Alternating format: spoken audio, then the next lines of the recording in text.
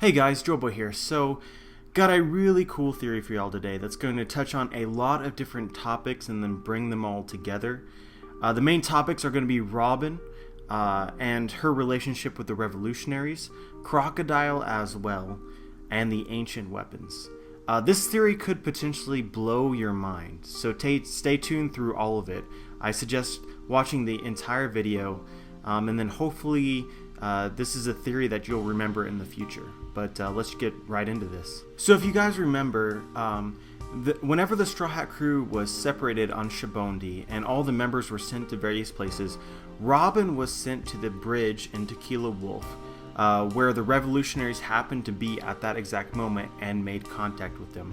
And so during the 2-year time skip while all the Straw Hats were training, Robin was training sort of with the revolutionaries. And so one of the most interesting things that was revealed so far from her time with the revolutionaries is that the revolutionaries view Robin as the quote-unquote light of the revolution, which is also interesting because Kuma, being a revolutionary, ended up sending her to that bridge in the first place where the revolutionaries happened to be, perhaps knowing that she was the light of the revolution, and wanted to have Robin finally meet up with the revolutionaries. And it was also stated that the revolutionaries had been looking for Robin for quite some time. So this opens the door for some serious shit. But let's start with the simplest explanation.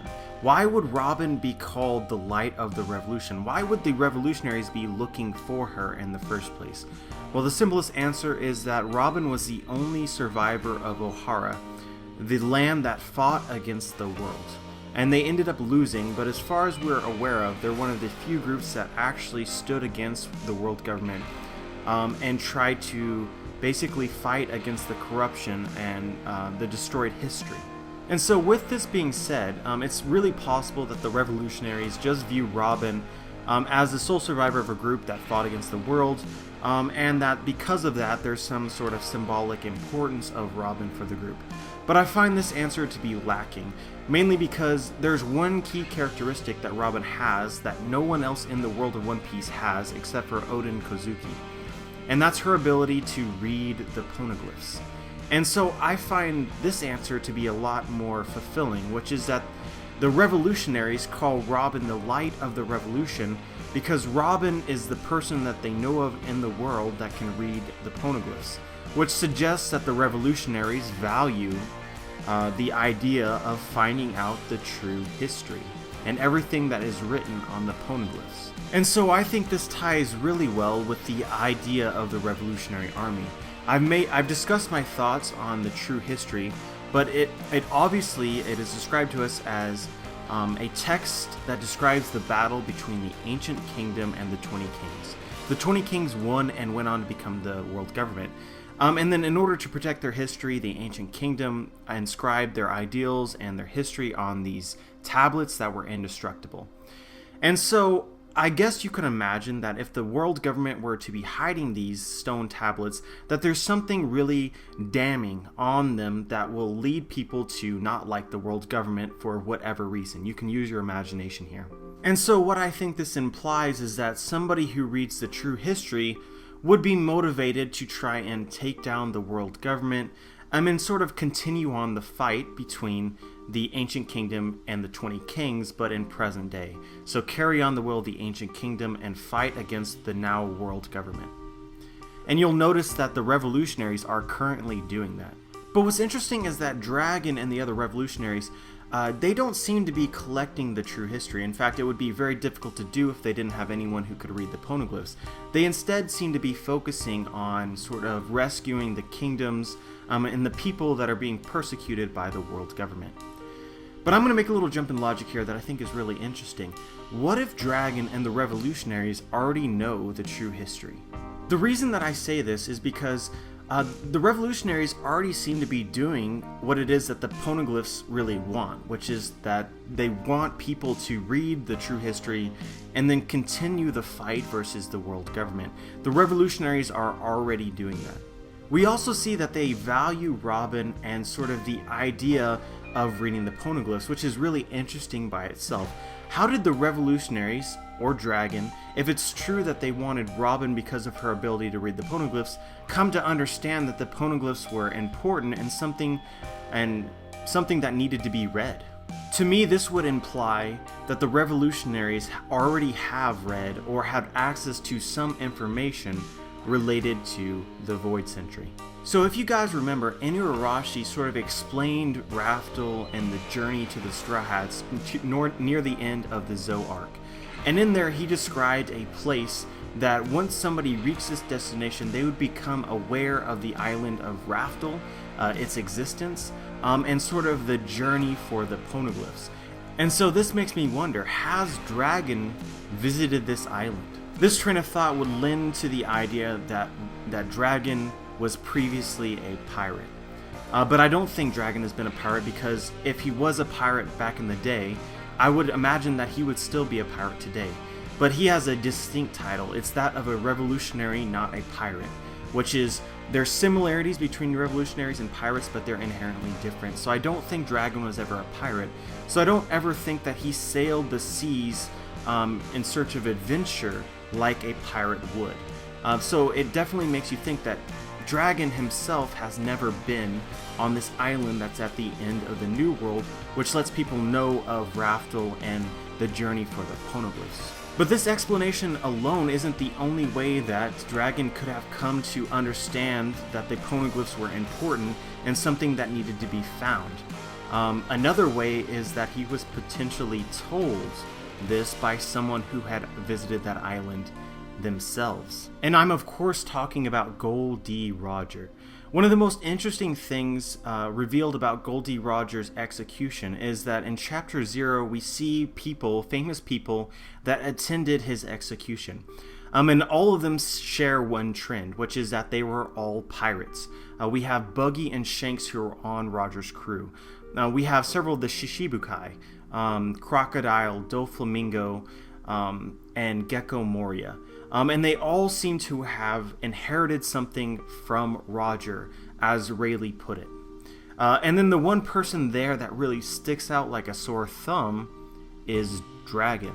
So this suggests as well that Dragon also inherited something from Roger. And so I don't want to touch on Dragon's past, because it is the most unrevealed thing, one of the most unrevealed things in One Piece. It could go in a lot of different directions. Even though I said I don't think that he's a pirate, it's possible that he was a pirate on Gol D. Roger's ship in the past. That's definitely a possibility. It's possible that he was a former Marine, or that he's always sort of been a free agent, just sort of looking for the truth of the world. But what I think is possible, that's important to this theory, is that maybe he had a conversation with Gol D. Roger in which Gol D. Roger told him the history of the world. Going back to the Shabondi arc with Rayleigh, I think it's really interesting how forthright Rayleigh was with all of his knowledge that he had obtained through his adventures in the Grand Line. When asked about the Will of D and the true history by Robin, he was very willing to tell her everything that they had found, but cautioned against doing so. Robin ultimately decided not to take him up on his offer, and that she would find out the true history on her own. But that offer was still there. If Robin wanted to, she could have found out the entire true history from Rayleigh on that day. So I think it's pretty clear here that Rayleigh, and perhaps even Gol D. Roger, had no issues with sharing the true history for those that they deemed worthy of it. And then so going into Dragon, I think it's really possible Gol D. Roger told Dragon the true history, sort of paralleled with Robin asking about the true history from Rayleigh, but the difference here being is that Robin decided to find out the answer on her own, whereas I think Dragon just wanted the answer without the adventure that came with it. And so this would perfectly explain the existence of the Revolutionary Army. Having heard of the true history from Roger, Dragon then was motivated to fight against the tyranny that was the world government, and then protect the people that were being persecuted everywhere, who basically were being persecuted because of these ideals that the world government has. However, don't get me wrong, I don't think this is the only reason that Dragon is interested in taking on the world government. I think that he would have also had to have personal experiences dealing with what's wrong with the world government. So if Dragon already knows the true history then what is the relevance of Robin? If he already knows pretty much everything that he needs to know, why then would they have been searching for Robin for all this time?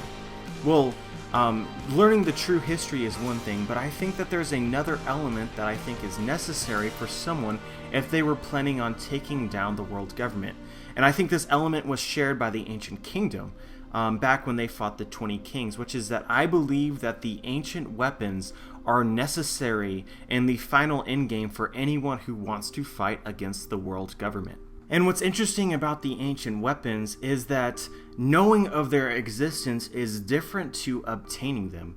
One of the things that I've discussed in some of my Roger theories is that I don't believe that Roger obtained all of the ancient weapons, and was probably one of the biggest reasons why Roger never directly confronted the world government.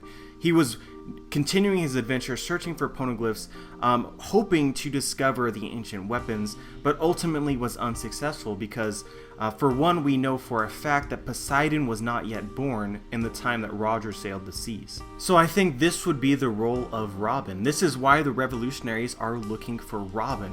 They already know the true history. That's the reason why the Revolutionary Army exists in the first place, but they're still missing some key components of the revolution, and that's the ancient weapons. And since they don't have anyone who can read the poneglyphs, then they can't discover the locations of the ancient weapons without Robin. And so here I'm going to make a really interesting connection, and that's of Crocodile. One of the most unexplained things in One Piece currently is Crocodile's specific knowledge of the location of the ancient weapon Pluton and the poneglyph which described its location. This could be a plot hole, possibly, that Oda's just sort of didn't foresee at the time in which he made the Alabasta arc. But since there's not any real plot holes in One Piece, I don't really want to believe this, and I don't really think it's true. I think that somehow Crocodile was able to obtain information about the location of the ancient weapon. But if you just think about this, that doesn't make any sense whatsoever. Crocodile knows where Pluton is. If the world government or if anyone else knew the possibility that Alabasta housed an ancient weapon, Alabasta would be in flames by now. But that's not the case. And so where could Crocodile possibly have learned about the location of an ancient weapon? Well, this ties really well with a very small panel in which we see Ivankov talking about Crocodile as though he knew Crocodile very well in the past. Was Crocodile a revolutionary? And did the Revolutionary Army know where the poneglyph that showed the location of Pluton was? Did they know that? Did Crocodile obtain this information and then head to Alabasta to sort of formulate a plot to find Pluton? As a side note here, there seems to be a lot of people that think that Crocodile learned about this poneglyph that specifically talked about Pluton from Robin. But I absolutely do not believe that is the case, because we can see in a flashback where Robin sort of was running from the world and everyone was turning on her. She ended up meeting Crocodile in this flashback. And in this flashback, Crocodile insinuated to her that he had been looking for her and that he needed her for a specific role in his operation with Baroque Works, which sort of implies that Crocodile already had a plan related to Pluton, and that finding Robin was an important step in that plan, but Robin wasn't the one who created it. And this also ties really well with an SBS where a fan noticed that Crocodile was in the newspapers in Chapter 0, and then Oda sort of talked about how Crocodile had been in Alabasta for a ridiculously long time, way before he ever met Robin.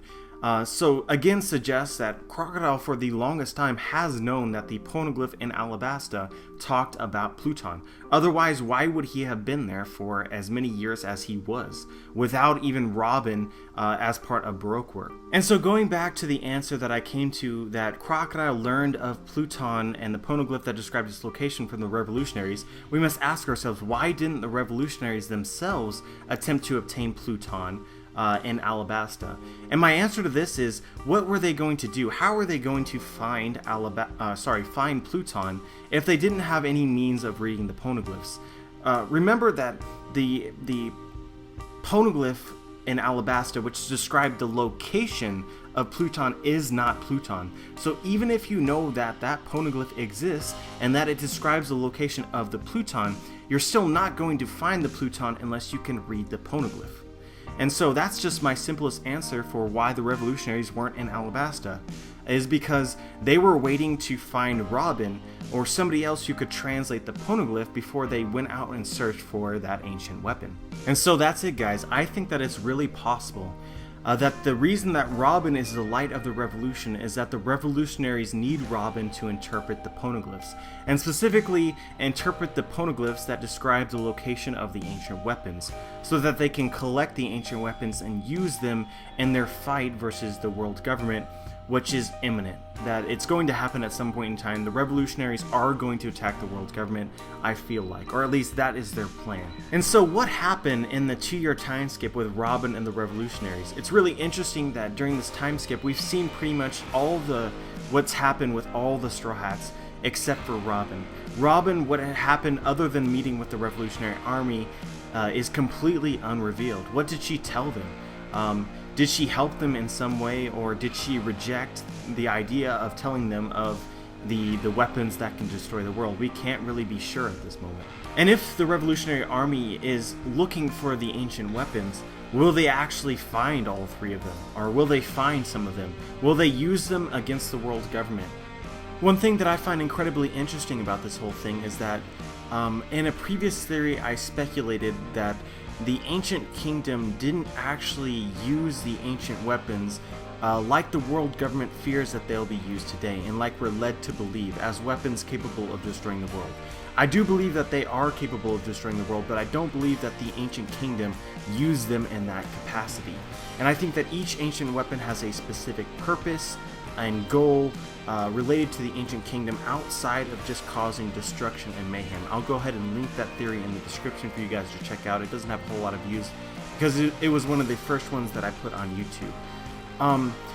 But with this being said, do the revolutionaries know this? Are they planning on using these weapons as weapons? Or are they planning on using them to save lives like the ancient kingdom, like I believe the ancient kingdom intended for them to be used? With this being said, then the revolutionaries could potentially be doing something bad for the world.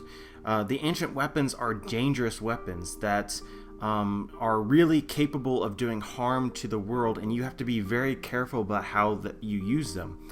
And if you awaken them, you need to be 100% sure of how exactly exactly what it is that you want to use them for. And with this being said, it could lead to some sort of potential conflict between the revolutionary army and even the Straw Hats. The constant sort of problem and fear mentioned by the ancient kingdom about the ancient weapons is their own fear that the weapons will be used in the wrong way. So if the revolutionaries use them in basically a way of as a weapon, a tool to destroy the world government, that might be exactly what the ancient kingdom feared in the first place. So with this being said, are the revolutionaries really going to change the world for the better, or will they just be another version of what the ancient kingdom really feared when they initially fought the world government, in my opinion? But yeah, guys, I'm going to go ahead and stop speculating here, and I focused on really what I wanted to talk about. And from this point forward, I just want to hear your guys' thoughts. What do you think would be the importance of this if this is correct? What other ways can the story potentially derive at this point in time? There's lots of things to speculate on if we think that the revolutionaries are aiming to get the ancient weapons. So yeah, let me know what you guys think. Like the video if you like the video, subscribe if you're new to my content and you want to be notified for my future material, and as always guys, have a wonderful day.